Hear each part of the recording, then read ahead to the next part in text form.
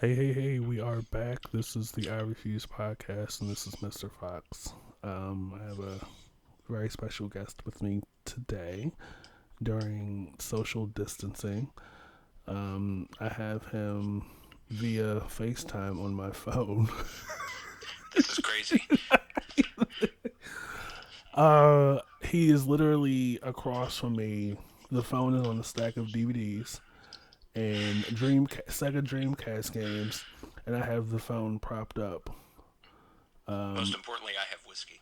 he has whiskey, so this train can derail at any point, but we'll keep recording. Yeah, why not? I mean, Right. what the hell? Where the hell else So are we gonna go?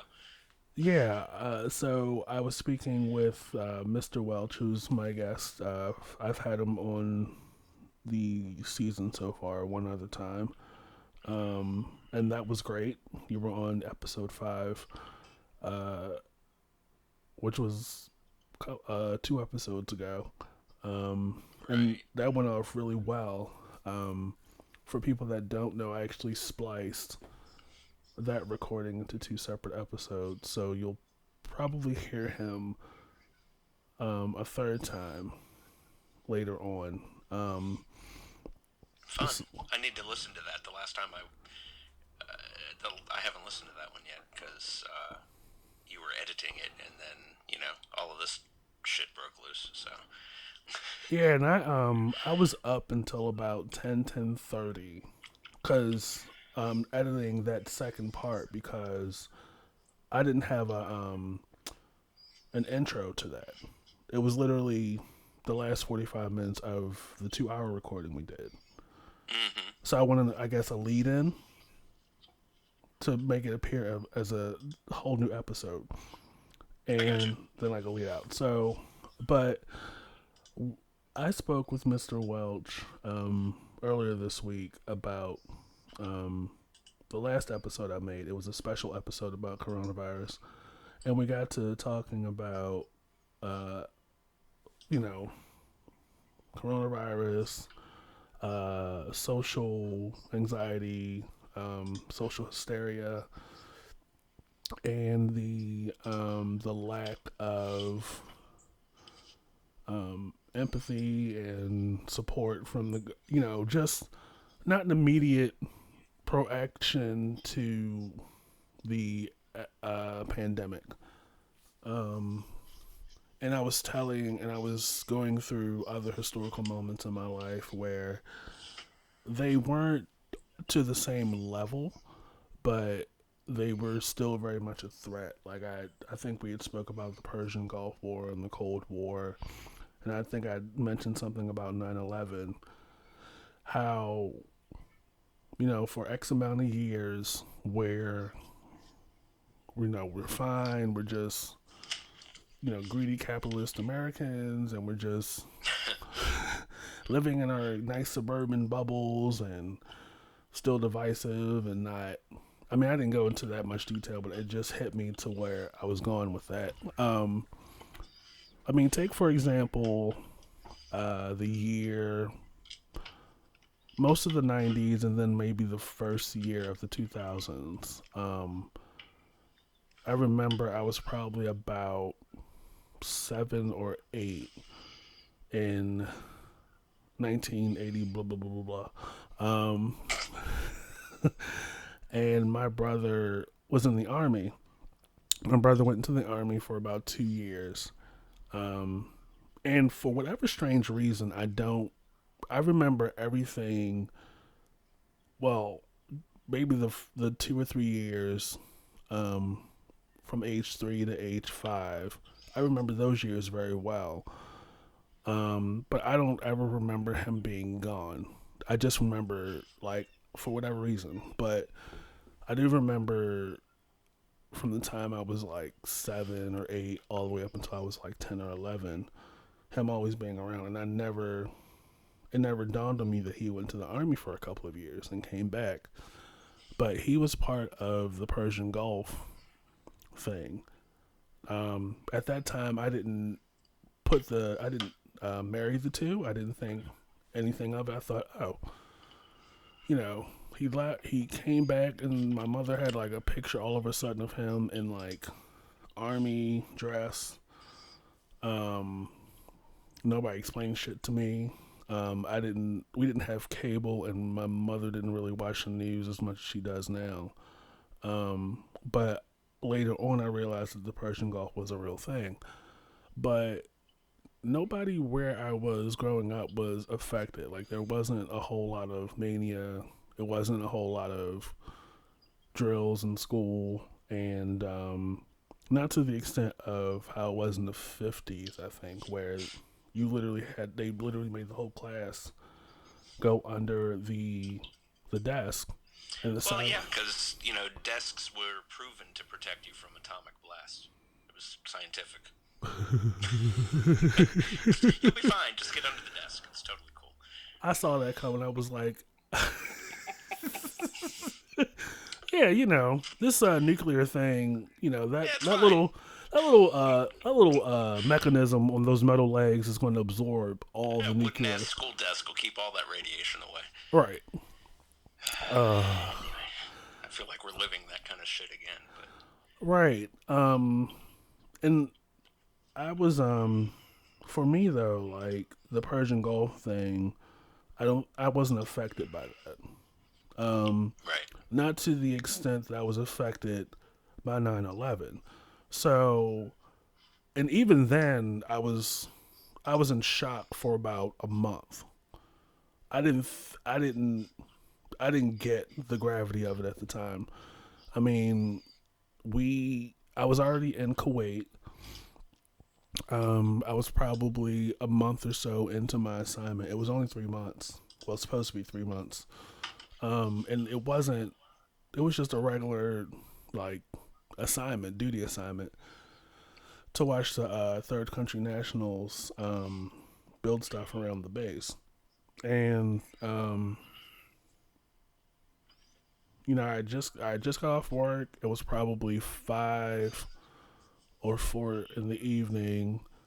I went to our, the tent to retire. Well, retire. Fucking sound like an 80-year-old.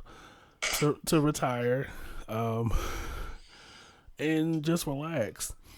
So I'm sitting there watching VH1, like the music videos or whatever, and some guy runs into the tent and said they just hit the towers. And I'm like, what the fuck are you talking about? We don't have any towers here. Like, we're living in tents, and there's nothing but sand for miles and miles and miles, right? Um, what the fuck is he talking about? So we run to the community tent, um, which is basically like a hangout spot, and we sit there and we watch the rest of the night. They replay like the towers being there, and then one plane hitting one tower, and then like 20, 25 minutes later, the other plane hits the other tower.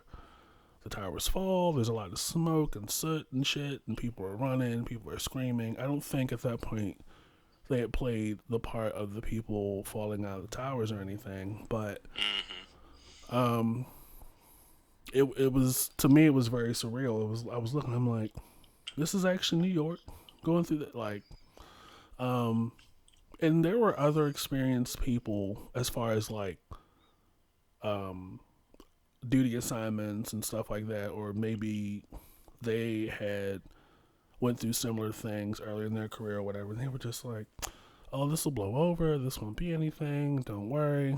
Maybe they saw the look on my face because this is my first international assignment, like out of the country, out of the world I knew, in the middle of nowhere with a bunch of people I don't know, living in a tent that could very easily be like blown up. I don't know. Like, I'm all of probably about 18, 19 years old. I don't think I was 19 then. Um, no, actually, I just turned 19 in August. So, yeah. I just turned 19. Didn't really know a whole lot about the world yet. And I was just like, oh shit, we're not going to get out of here on time. They're going to keep us here forever. Um, that was your main concern. Yeah, because I'm like, I don't want to eat this shit for the rest of my life. I mean, not for nothing. Like, even though they make the MREs part of your basic training. That's not a reflection of every experience across the pond. You know what I mean? Mm-hmm. I mean, to the benefit of the base, even though it wasn't like brick and mortar, stone, and all that shit, it wasn't like a lot of brick buildings. It was more like metal warehouse setup for all the major shit like the chow hall and communications and stuff. The food wasn't bad, but like there, I just wasn't cut out to have a life like that yet. Mm-hmm. Like we're probably the first full year into my enlistment, and like I'm not cut out to be in the desert for X amount of years because of this. Um, and even though the assignment or the position was promoted as, oh, it's just low level, it's not, high maintenance, it's a 9 to 5 or whatever, we were essentially augmentees to security forces. So when this shit broke, um we it went from not having arms to being like weaponized, and going from 8 hour shifts to like 12 to 24-hour shifts. Um, and they cut off any allowances to off base. You couldn't go downtown anymore. Anywhere you went off base, you had to be uh, not chaperoned, but you had to be escorted. Like, and you couldn't move off base unless it was in the evening, like real late. Um, so it was crazy. So I think the first, for me, the first historical moment that directly affected me was 9/11, and um, people for many years after that, people were um, on alert, and I mean things changed immediately. Like things at the airport changed immediately. Like things at work changed immediately. I mean civilian life. Um, like it's it's gotten to the point. I mean, because of 9/11, is why we are where we are when we go to the airport. We have to stand in line Practically get undressed. in front of a bunch of people. Uh, Mm-hmm. and at first, I was like, okay, this is some bullshit. This isn't going to last. And I mean, when like the first couple of years that they had that in place, there were lawsuits. There were like, I wouldn't say extreme levels, but elevated levels of too much personal touching. Um, Mm-hmm. like TSA, some of the agents were acting like the police, like as far as touching too much or groping certain areas, like of regular people, like Dan down the street or Al from around the corner who's just going to Milwaukee for a conference, and they push him into like a conference room, or there's like this private room or something. I remember one of those stories made the news because the guy had videotaped it. So they're in this room, which was strange to me because it's like, what can't you do out there that you're doing in here? Um, like the the phone was recording, and the video was recording, and it was and the lens was facing the ceiling, and the guy is like telling him, the agent, yeah, I don't consent to this. This you're not supposed. You don't touch me there.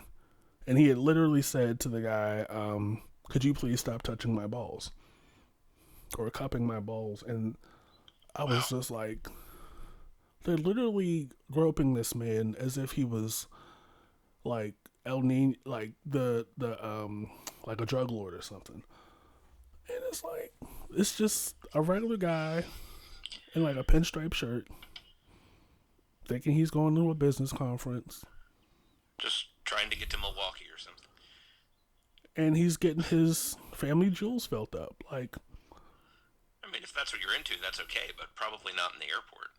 I mean, my I mean, I'm a little fan, but my little 19, 20-year-old self has seen quite a few scenes, adult scenes, where, the little Latino, muscular Latino guy with the wand, like, manages to get this tall white guy, who keeps setting off the monitor.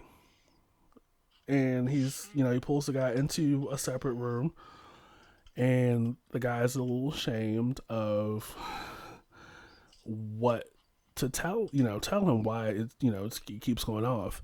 And the white guy tells him why it keeps going off.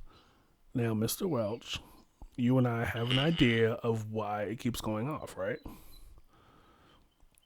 I Uh, think so. huh? I said I think so. Yeah.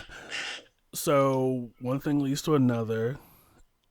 The, Oh yeah, see now it just dawned on me. I was a little slow. the little Latino muscular guy can't believe him So until he dumb. sees it. Um, so he pulls up a chair, and I think either the guy shows him or he feels on it, and then that becomes a thing. Um, so yeah, it's like when they. I'm so stupid. It's well, yeah, it's very easy for me to go into a lot of detail, but I don't want to freak out. Well, Right. please, I don't want to. I don't want to be bogged down into that because then that'll be a whole thing. Um, but yeah, like I remember the first couple of years of TSA being at the airport, there were a lot of problems, and it was a huge cultural and social change for everybody. Um, but to its credit, it's kind of made us more conscious and more aware. Although there is a small percentage of people out there that are a little too alert, almost to the point of being biased, and that's a whole another thing I'll probably touch into later. But for me, in my life, the first event that directly affected me was 9/11. Um, I wouldn't really necessarily count Y2K, but I mean there are some elements of that I see in this current pandemic situation where people are like buying all this irrelevant shit because they literally think the virus is at their door. Um, Right. and it's that hysteria superseding logic and common sense. And I mean, to me, I think people get a high off of that. I think people get really overwrought when it comes to stocking up on their provisions, on their provisions for an emergency. You see it with snowstorms too. I mean, you see, oh, there's going to be 3 inches of snow. I better go buy bread, milk, and toilet paper. Well, what the entire fuck are you going to do? Make toilet paper sandwiches on toast? I mean, Right. with milk? I don't get it. And it's the same thing. This disease doesn't make you shit. And if you're shitting enough to need 448 roll bricks of toilet paper, you probably should go to the hospital immediately because there's something wrong with you. Right. It's ridiculous. Just calm down. I mean, I am mildly terrified, but that's due to having underlying health issues and being concerned about not necessarily myself and my ability to avoid, but not knowing who has it because you can have it and not know it and therefore be spreading it around without knowing it. And I'm afraid for myself to do that. I'm afraid to be exposed to somebody. And so it's been a rough week. Yeah. Even aside from not being able to have physical contact with each other, but there are so many other variables um, directly connected to Mr. Welch that um, it's pretty traumatizing to see. Um, this is actually my first relationship going through a major event, and Mm-hmm. Same here. I know emotionally for me, it's hard for me to see those range of emotions um, displayed from somebody you love deeply.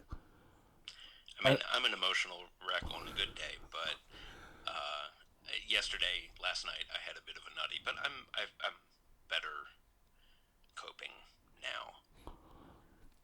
I think it was just, last week was the first time ever working from home, like real work from home, not just like, oh, I have a few hours to kill. I'm gonna, work on a project that I can't get done at work kind of deal. I mean, like actually like doing all of my daily work that I would do in a normal day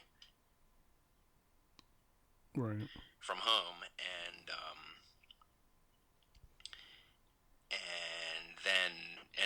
because of being busy, not having to focus on that for 4 days essentially, not being being focused on that and not paying attention to or or being able to ignore my emotional state. And then it all came crashing down last night as I head into a weekend. And it's a weekend where I'm, 43 miles away from where I really want to be. But it's out of necessity for your safety and mine and all of those around us. And it's not easy, but it's necessary. I wish more people would recognize that fact. I saw a video of people going down at the cherry blossoms, and I saw that something I saw earlier that places were packed last night with people, and it's like, all right, well, this is, I don't know what it is. Is it fatal? Is it fatalism? Is it people just like, well, it's here. What are we going to do about it? Nothing. So we may as well just live life until we can't.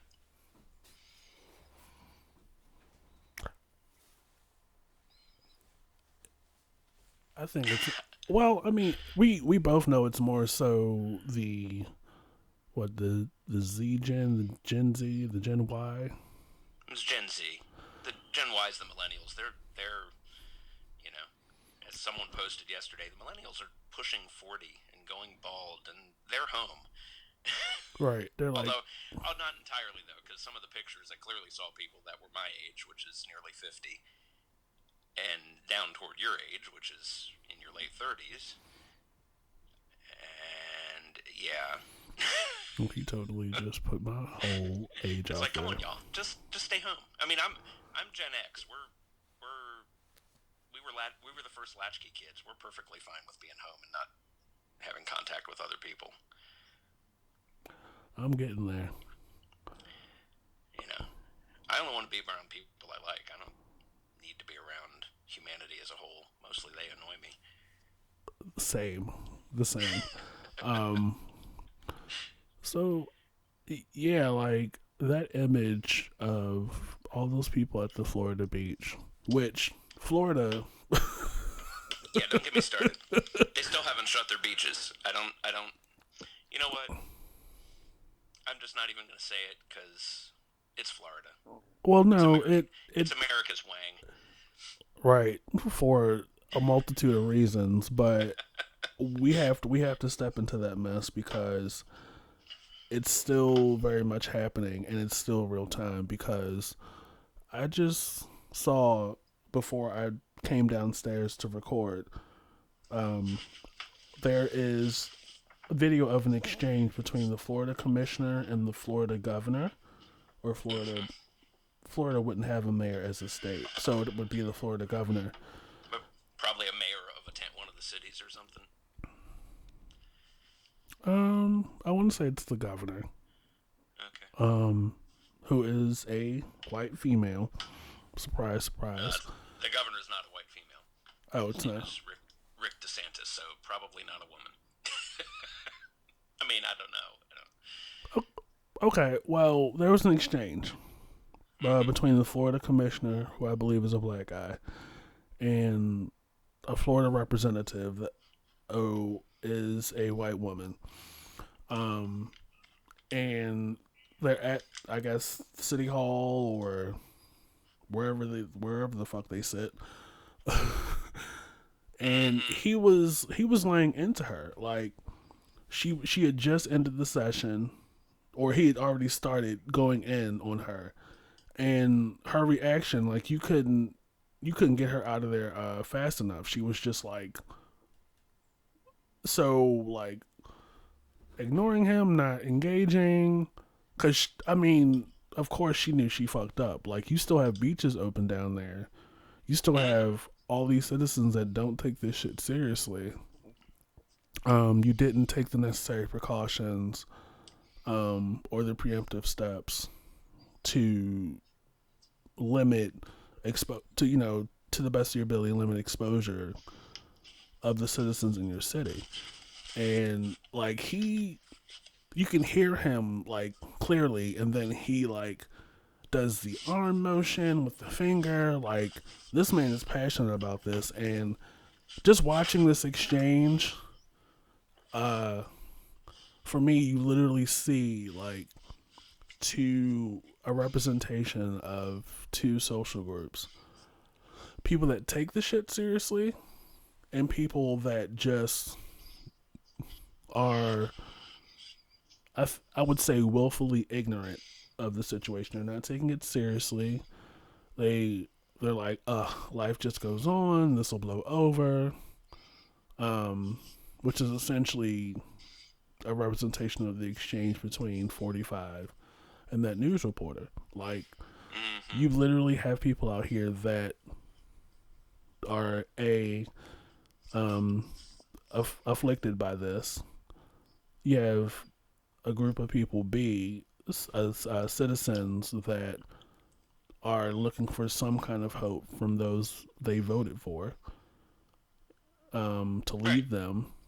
You have C, a group of people who don't know what the hell is going on, who are just out here just buying all the milk and the toilet paper and the paper towels and all the My mom went frozen to chicken, the chicken. my mom went to the store the other day, Wednesday, and saw a woman in line who had the entire bottom of her cart filled with gallons of milk. Now, milk has shelf life. Right. How you know what? I can't even find the words. Listen, I brought up uh, the meme in the last special episode. It looked like the guy wasn't at Costco. It had to be at Costco because Food Line and Giant and Safeway don't have shelves that go up that fucking high. Um, Lady in line, she had a cart full of vitamin D, gallons of vitamin D milk. I counted at least 8 or 10 gallons, and I said to the first thought in my adult mind, and this is how I know I'm getting as I get older. I'm like becoming more and more like my mother. Um, the sell by date, the best by date. That's not a recommendation, people. That is real time. Like, Right. don't I mean, don't test that shit like a week past the window. yeah, exactly. You got maybe 2 days, and if you're, I mean, At the most you have 5. probably closer to a week before it's really bad for you. But like for me, like if it's more than a day past, I can taste it having started to change. I know it's not bad yet, but like I can already taste that. You know how it smells when it starts to go bad? Right. That's about 3 or 4 days after the date, but like within a day of that date, I can already taste it, even though I can't smell it. And you know what's And I'm interesting? like, you gotta go. That's why I buy the ultra pasteurized shit.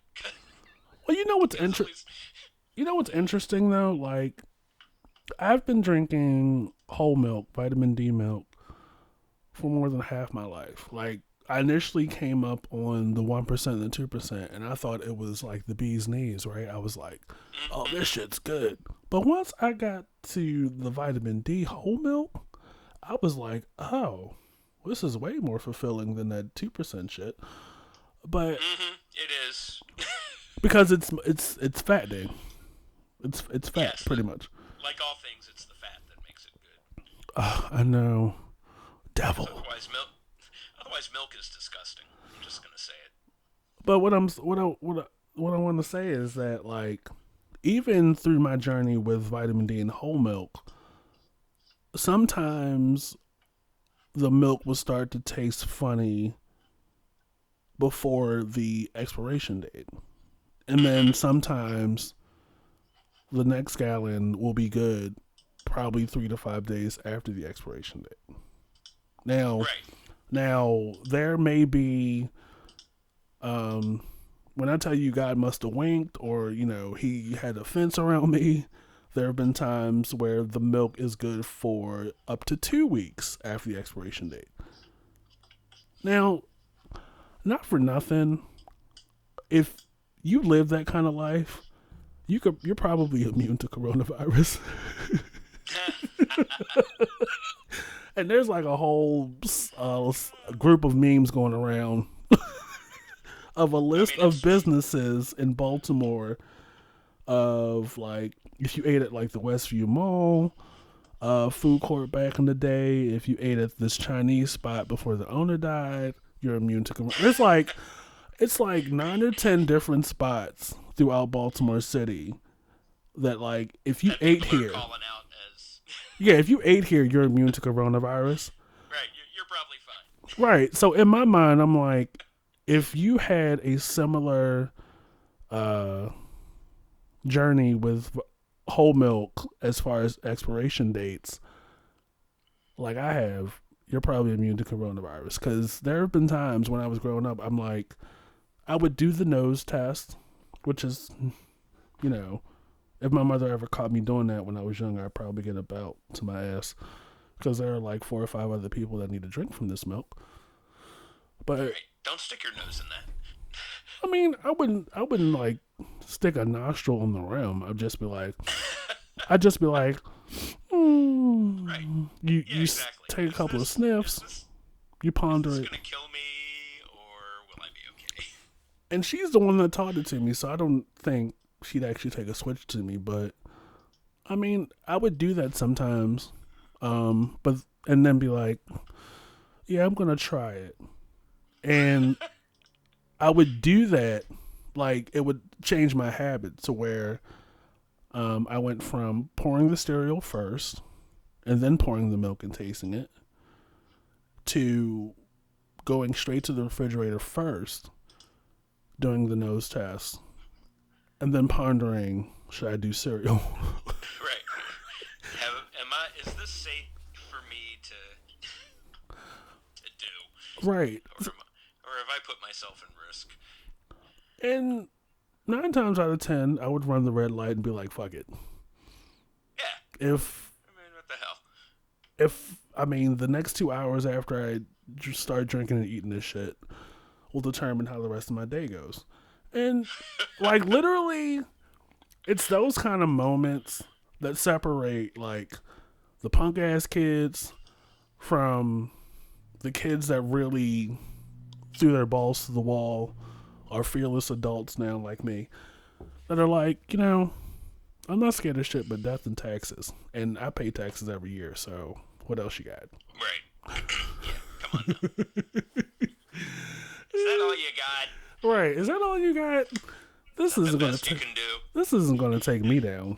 Is food poisoning the best you can manage? Come on. Right, like I'd like to think that I have a pretty strong gut. Like, I mean, I've had probably 1 or 2 instances where I was like, yeah, I'm not going back to that shit again. Because I was out for about 6. I was down for 6 or 7 days, but at least to my credit, I tried something new, like sushi. Trying to keep up with the trendy white kids that I was hanging out with. I'm like, yeah, I'm not too much into the raw food thing. Like I get a little anxious if I leave a pack of chicken out too long. Like I don't get the attraction, but when they told me there was an option to have cooked sushi, I was like, okay, now you may be onto something. So I tried to cook sushi a couple of times. And then I think I did one piece of raw sushi. Mm-hmm. So somewhere in there, my body was like, "Yeah, you got to sit this one out, boy. You got to sit Some this one out." some shit didn't go well, huh? Yeah, like it was. It was like con. I was like, what's that Schoolhouse Rock song? Conjunction. Conjunction, junction, What's what's your your function? function? Bam. That's the song that was playing in my head when I was like holding my stomach and like What? feeling the Wait, sides of hold my on now. face. Why? Because there was a lot Was going that the on. song that was in your head while you were, having an illness? Well, if there was ever a movie and that scene played, that would be the music to that scene. Because there's like so much going on. I got you. That probably wasn't a good analogy or reference, but I'm No, sticking with it. I'm with you. I got it. Um, but yeah, it was like a lot going on, and I'm like, fuck, I'm not going back to sushi again. Not even if they tell me that they're going and they want me to come. Um, but with sushi though, you have to pick your spots. Um, like Yeah. I wouldn't get sushi from a convenience store. I would actually get it from, and I I don't don't. know I, I, I don't get why of all the places you can go why 7-Eleven. to have sushi, why are you going to Schminky's convenience store at the gas station? Right, where they And have thinking that literally that's your ideal choice is Schminky's convenience store at the gas station. It does that. People are dumb. I'm just gonna say it.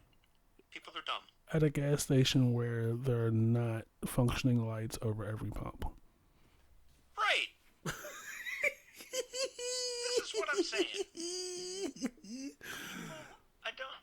And then they're surprised that they get sick, and I'm like, why are you surprised? I mean, if you look at the person behind the counter, would you even trust them to have a reputable expiration date on this shit? Right. Like the guy looks like It's he not their priority. right. Their priority is to not get shot. Yeah, And and they're not. That doesn't always work out. So listen, Court TV would have those specials where they have a little countdown. And I'm like, I shouldn't be laughing at this shit, but this shit is funny. I mean, it's brilliant. But like, yeah, I mean, I, like, what? yeah, Makes my head hurt. the dumbest criminal. I think it was like America's Dumbest Criminals, which that's always a good time. That's a good half an That's hour, true.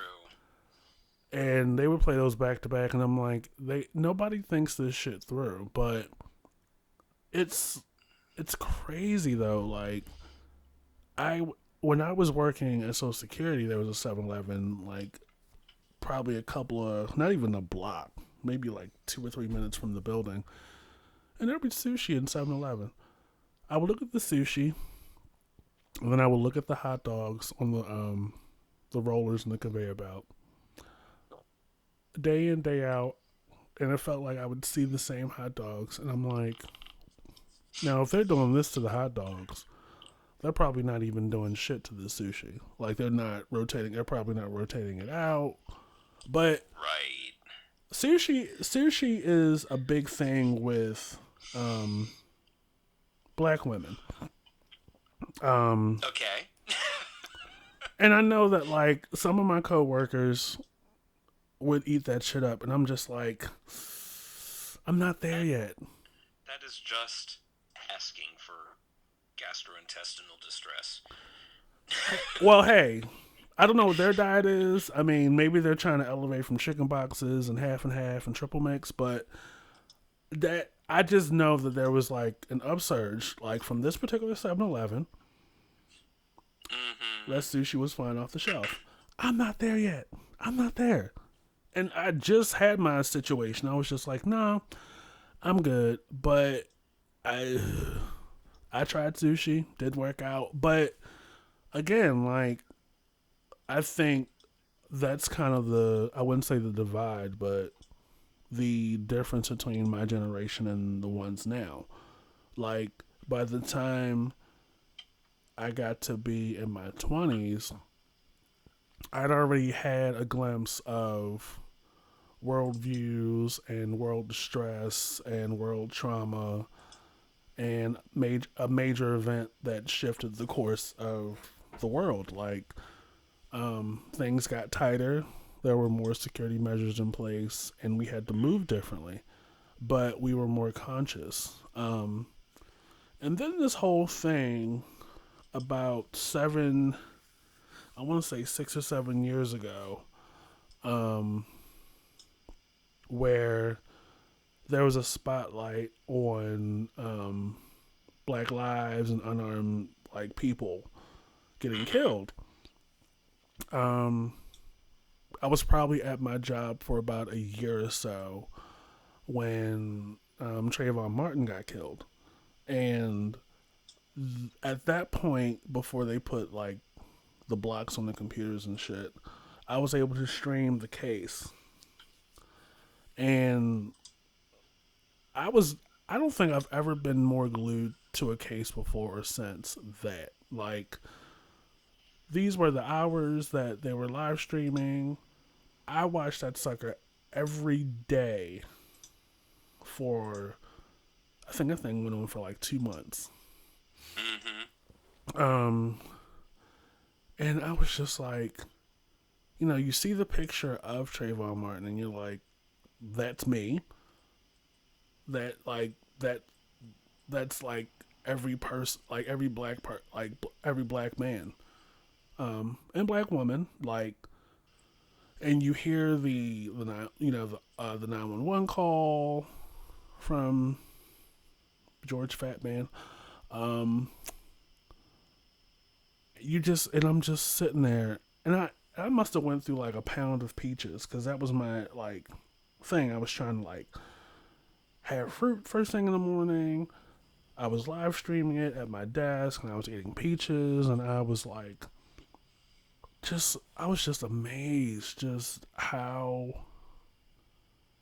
that came to be. Like, you could have been minding your business, and there were like along the way as they're playing the audio and stuff, there are a lot of red flags where it was like this guy this guy's attitude towards people of color, and Mm-hmm. nobody's picking up on the danger that's about to come to this kid who's just trying to get home from the gas station. He wasn't looking into any windows. He was cutting through an apartment complex to get back to his father's girlfriend's house. And the troubling thing is, I think that was the impetus for all the other things that came out. And to its credit, like, it was, even though it was very horrible, it definitely shined a light on something that had been going on for years. Just, police brutality, like, that's been going on since I was young, and even longer than that. But the fact that not only do you have visual, video, audio evidence of cops brutalizing people and being unreasonably aggressive towards black people, you actually have audio of this guy engaging. Because what the case also showed was they played 911 calls of other residents in the complex. Um, because right after the guy got off the phone, right after they advised him not to follow this guy, he followed Trayvon Martin, and he followed him pretty much almost the whole way. And Trayvon Martin felt the guy was following him, and he surprised him.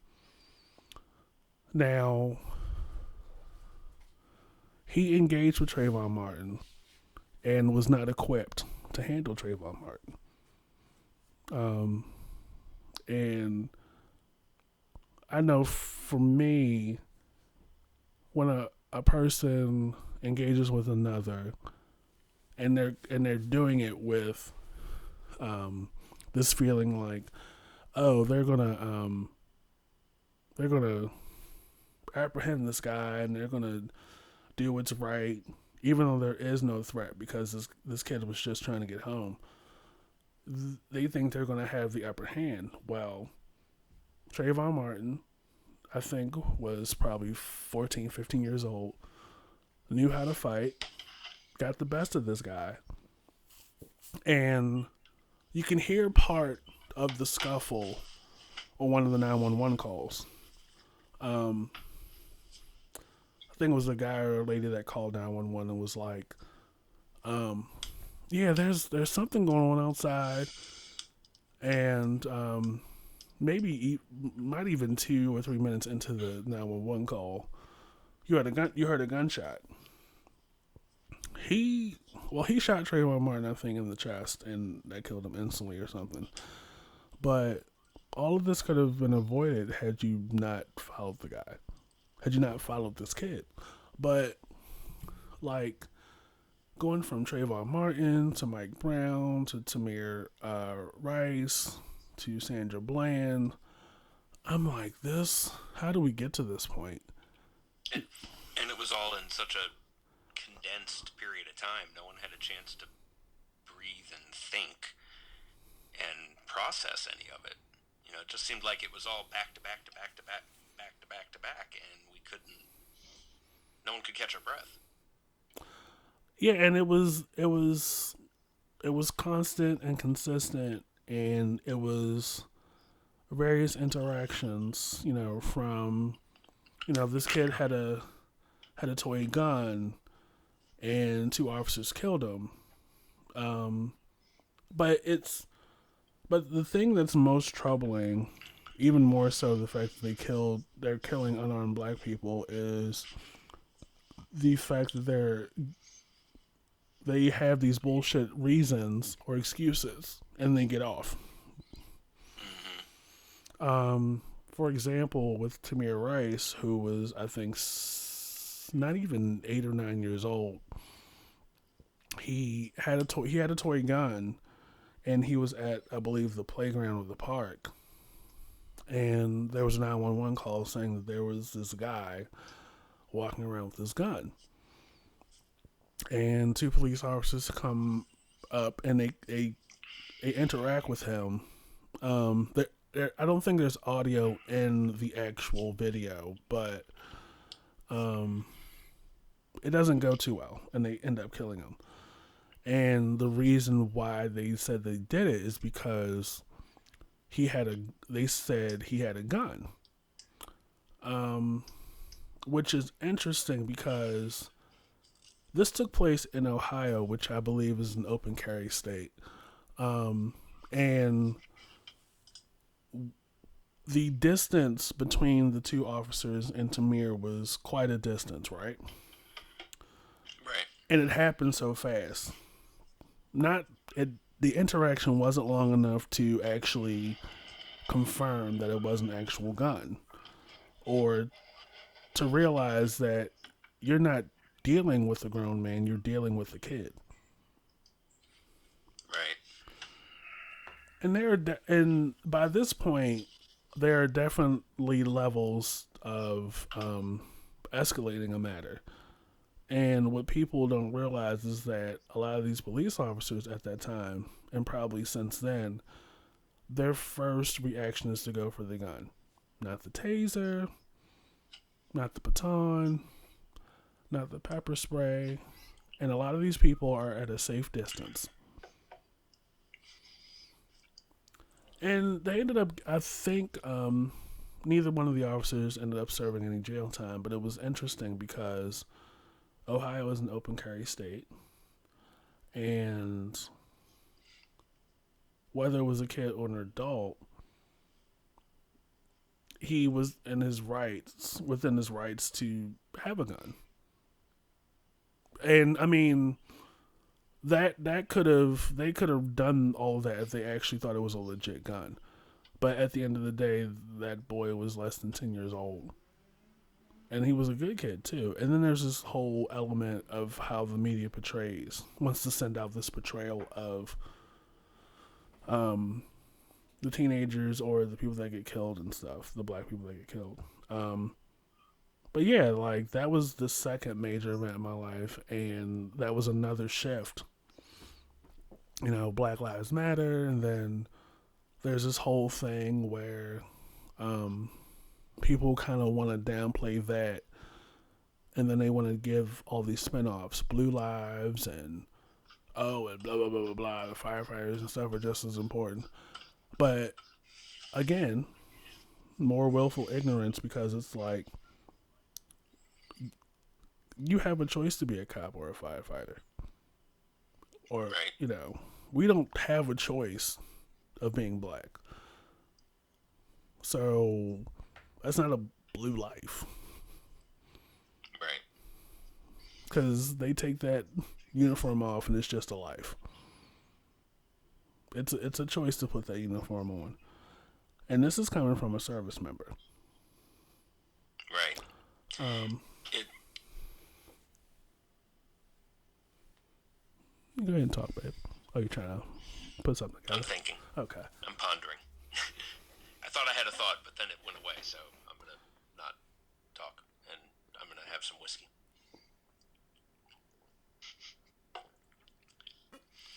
This is very weird. I've never. I haven't done a thing like this in a long time, and it's weird to do it and This not be way. in a studio together with the person I'm recording we're talking with because it's kind of strange. You're doing You know, great, from the sweetie. old thing I used to do before the thing I'm doing now. So Oh, that old thing. This old that thing. old thing. That old thing. I used to do this for a living. Just talk about shit. Now I don't. I kind of miss it. Well, we're getting back to making it a normal part of life because there's so much shit that we're affected by as individuals and as a couple, and Mm-hmm. hopefully you seeing this setup and us recording together, and me putting a channel together inspires you to get back into it. Yeah, I mean, I don't think time will ever permit me to do it full time, but this sort of thing might be something. So Yeah, and it's so much fun. yeah, it's nice to talk and think and process in difficult times, and this is helpful. Yeah, I just can't Oh, imagine. but sorry, my earphones cut out. What did you say? No, I was just gonna say I just can't imagine as a breathing, living human being going through this life and not be affected by something to the level of not speaking on it or not speaking at all. Um, and I mean, I didn't wake up one day and was like, you know what, I'm gonna be the voice. This is a lot. This is a lot of fun. Um, Mm-hmm. but I can't help but share what I experience and and how I view things. Um, and it's just like we as a society are, for the most part, there's a larger number of people in society that they don't have it's like a fight or flight mentality. Um, they don't have the logic and the rationale doesn't kick in. Like you have a window to process what's going on and come up with a plan, a response plan. And 9 times out of 10, the response is to have the most extreme reaction to change. Yeah. People don't. Sorry, I leaned back for a second. People don't. As a whole, humans don't do change very well anyway, and trying to figure out how to respond to it is the hard. I think the hardest part in these kind of situations, any of them, even the September 11th, the various shootings we were just talking about. And then there were like uh, bombings, Unabomber, the Waco standoff. Mm-hmm. Um, I You mean, know, pick the school shooting of the week. I mean, right. that sounds cynical as fuck, but I mean, it's literally. Yeah, it felt like I every mean, month it was a new one. Or and I mean, we're not hearing about those now, but that's because we're all consumed with this all-consuming thing that is terrifying, and to some degree or another, it impacts everybody. And I don't think people are recognizing that yet, and that's going to be problematic. You know, the the the people who know what this stuff is about are like, assume you have it and just stay the hell away from each other. And yet there's assholes who have to go look at the damn cherry blossoms, which will be there next year. hello. Look at pictures right now on TV because I like it. And we've talked about, we went to the science center a few weeks ago to do the observatory, and I want to go back and actually go to the science center. But I also want to go to the National Aquarium. I haven't been to the National Aquarium since I was probably 12. So right now, because the aquarium's closed due to the coronavirus outbreak, right now I have they've been apparently broadcasting live, which they do anyway. Like when the aquarium's open, they have live video from several of their exhibits. So I'm watching the Blacktip Reef video loop. This is highlight reel because I don't think the aquarium's actually open today. Even it hasn't been open to the public for a couple weeks now, but I don't even think they must not be streaming it today because I haven't seen the live version, but it's just nice and it's just on the screen. I'm gonna take a picture and send it to you. I mean, I sent you the link. Hold on, it's me. It's really kind of neat. I recommend it. Go to aqua.org and stop watching the fucking news for an hour and enjoy nature, since you can't go there. Right. But it's beautiful. It's like, we went to that aquarium when we were down at the Outer Banks, the one on Roanoke Island, and that's a. Yeah, I mean, that was your first trip to the Outer Banks, but that is like that was the week of New Year, and how different has this year become compared to where we thought it was on December 31st. But that's like, for me, this is my probably, I don't know, probably 10th time going was the trip we took. Maybe more than that, because I went several years in a row with friends years ago, like in the 90s, and then had a break, and then went 4 or 5 years in a row. So probably 10 or 12. And that aquarium has been a regular visit. Like, it hasn't changed, although it was different the time we went than it was the last time. They've made it a little more interactive, which is kind of cool. But I love that. I like it's nice to look up and see that and not see talking heads telling us we're all going to die.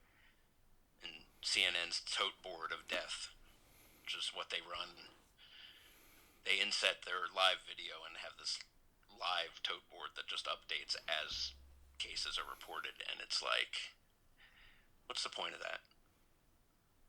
I mean, I know what the point is because of having been in media in the past and understanding that ratings are kind of doesn't really matter what the facts are if you can get people to tune in. Right. So it's feeding the fear, and this is a better choice because I feel less stressed, and it's pretty. And there's nothing wrong with that. Yeah, it's definitely watching Aquatic Life. It's very calming and soothing. Even though I have, I wouldn't say it's an aversion to jellyfish. Watching them move and do the thing, do this and all that, I'm just like, it's so calming. I could watch that all Jellyfish day. are beautiful to see and terrifying to be near. Right. Stingrays, on the other hand, I'm Listen, sorry you didn't stick your hand in that tank and touch those stingrays. I'm not sorry. They're so they're it's weird. They're soft. Right. Like you wouldn't think that they would be. I mean, they're beautiful. Like stingrays like there's a big ass one swimming around on this video feed right now. But you don't get a like seeing a picture of one of those creatures.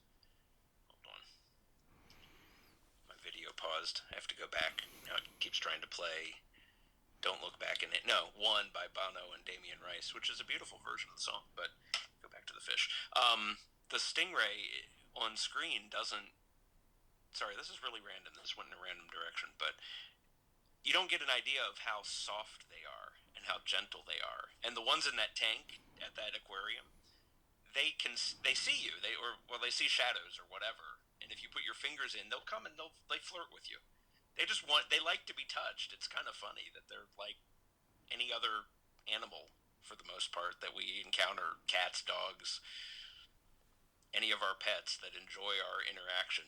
The stingrays probably think you're trying to feed them, but they do come up and it's funny if you're not paying attention. They flap along the side of the tank, trying to get your attention to have you put your hand in.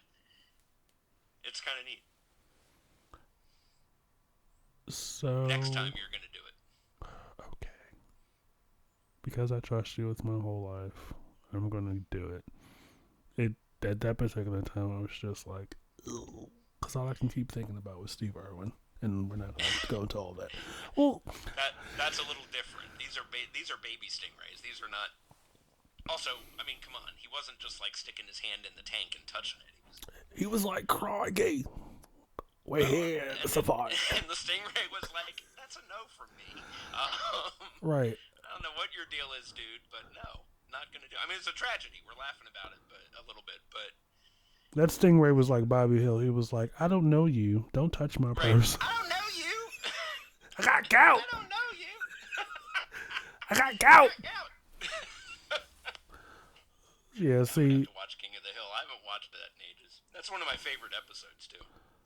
that episode and the episode where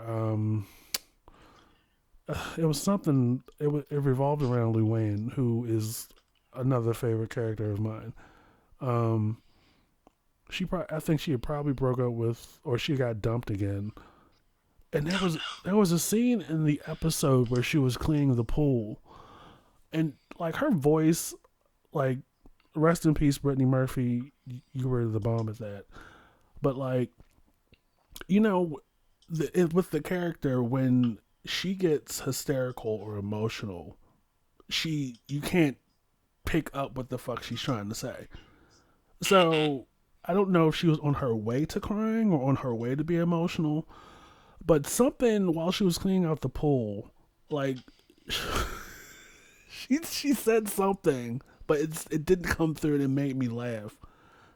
I think she was like talking to Jesus or something, and that was the whole thing.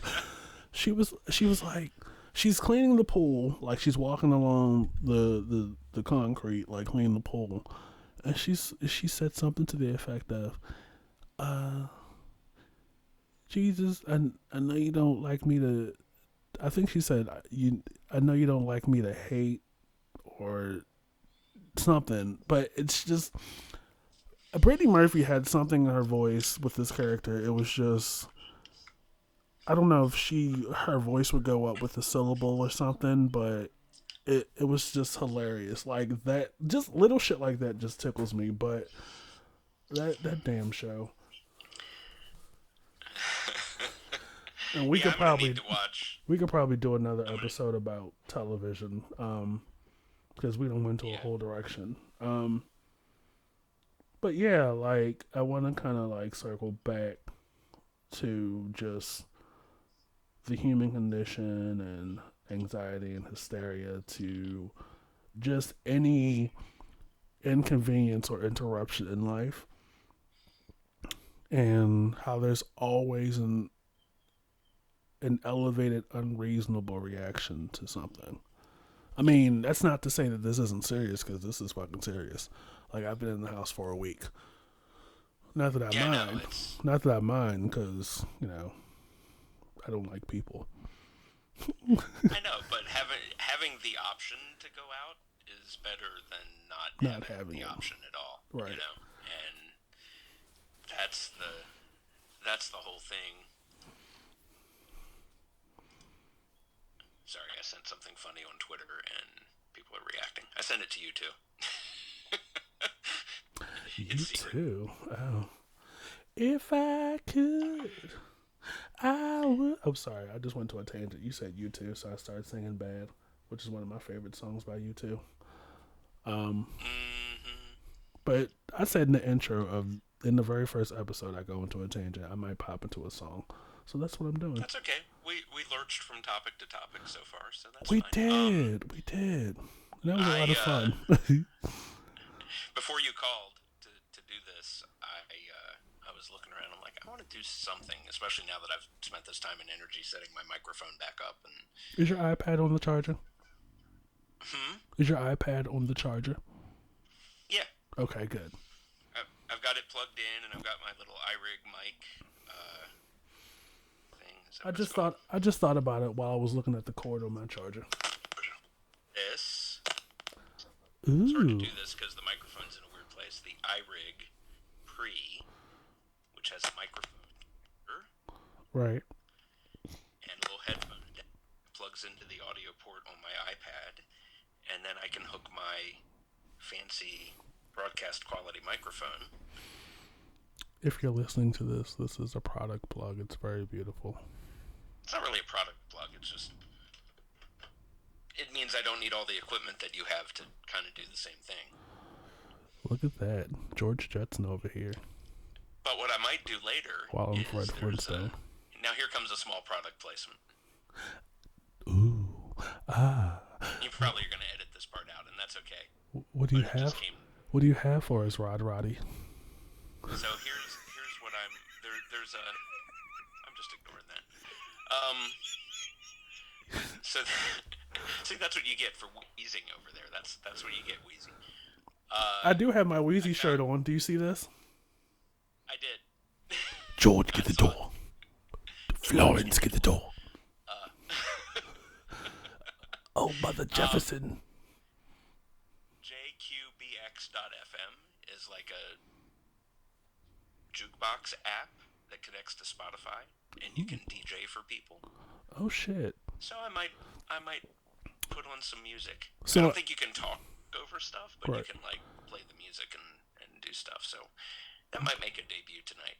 That'd be pretty cool. And it's funny that you bring that up, because a couple of DJs that I know, as part of their social distancing, and since that's like one of their primary means of income, are doing like Facebook Live, Twitter Live, DJ sets. I thought about that too, because I could play it on my MacBook and then use the iPad to stream it. Right. So I thought about that too. I was like, this is pretty cool. You know, maybe have some of our friends, if they want to listen and hang out and make requests and talk and laugh and not be alone while we socially isolate. Right. You know, I think that'll keep me out of my head and kind of be fun. So I might play with that. When we're done this recording, I might make you listen for a little bit and help me try different stuff out. Okay. For now, I've called the channel Quarantine, Day Drinking, and Music. Yes. To the point. We love titles to the point. We can read a title and be like, what's it going to be about? Quarantines, DJing, and drinking. Right, exactly.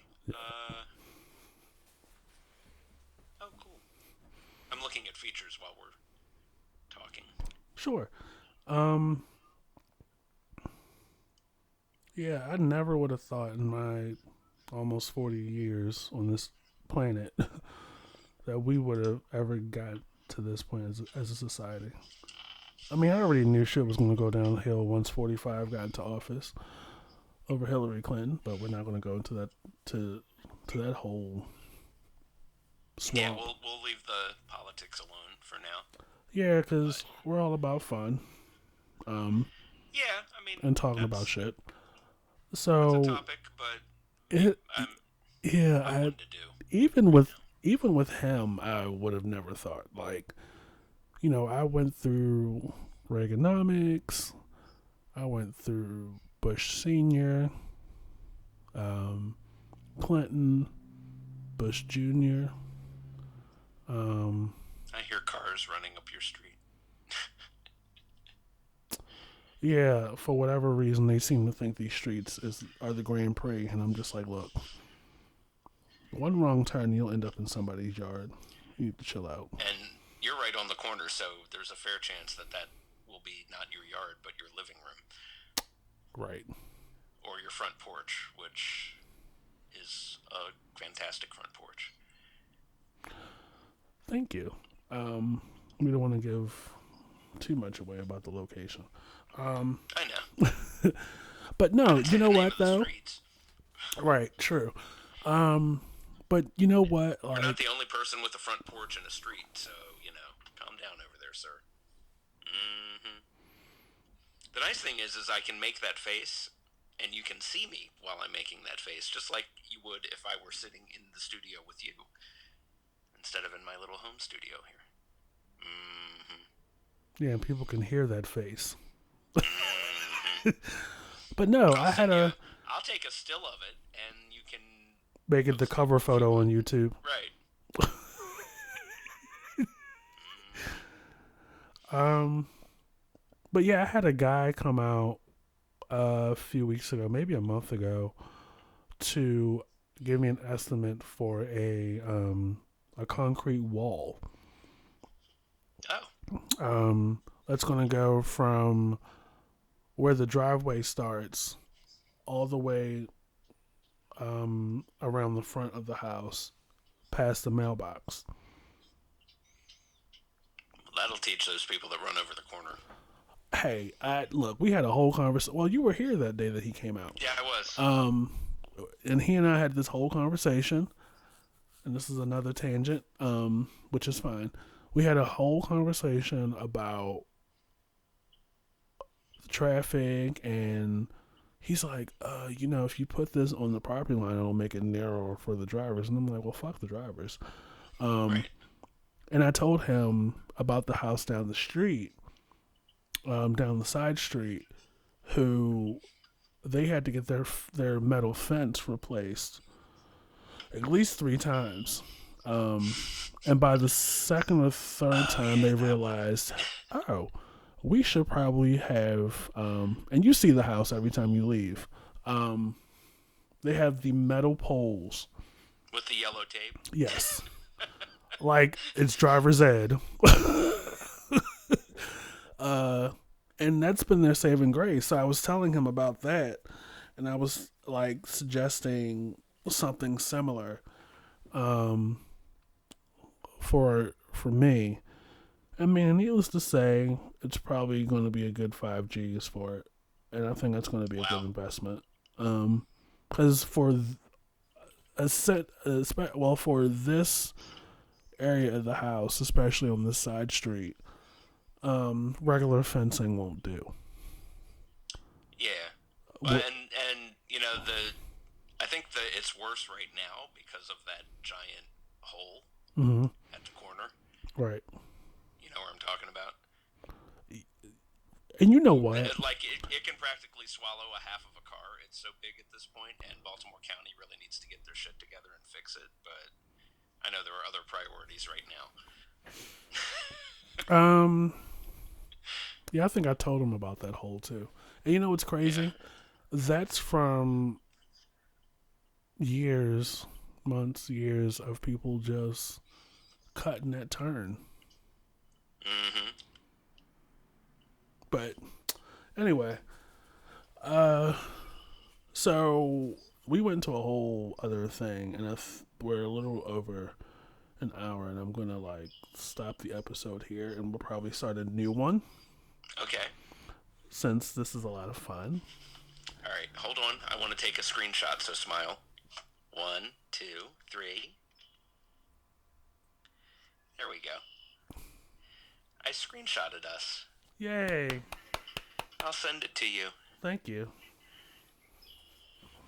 Neat. Oh, wait. You know what I'm doing? I'm so dumb. He's not I was trying dumb. to touch something on the screen in the screenshot.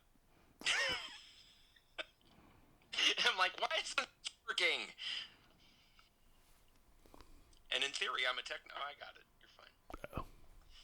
No, it was when I was trying to save the screenshot, but I was trying to hit done. But it was the done that was in the picture, not the done of the photo app. And I'm like, why is this thing not working? This old ass iPad. And then it was just me. So this It has was been old ass me. Mr. That was the Fox problem. and Mr. Welch for the I Refuse podcast. What are you saying to me? Are you throwing shade? I'm speaking to You the audience. FaceTime? I'm speaking to the audience because I'm wrapping this up while you go Okay, through I'm your gonna be thing. quiet. I'm gonna mute my mic. No, you're fine. This is this is Mr. Fox and Mr. Welch. This has been another special episode of I Refuse podcast. No frownies. I was just playing. I know. I love you. I love you too. This has been another great special episode. This is the second real-time episode during this social distancing thing. Hope you guys enjoy it. Remember to subscribe, and keep your ears and eyes peeled for more content.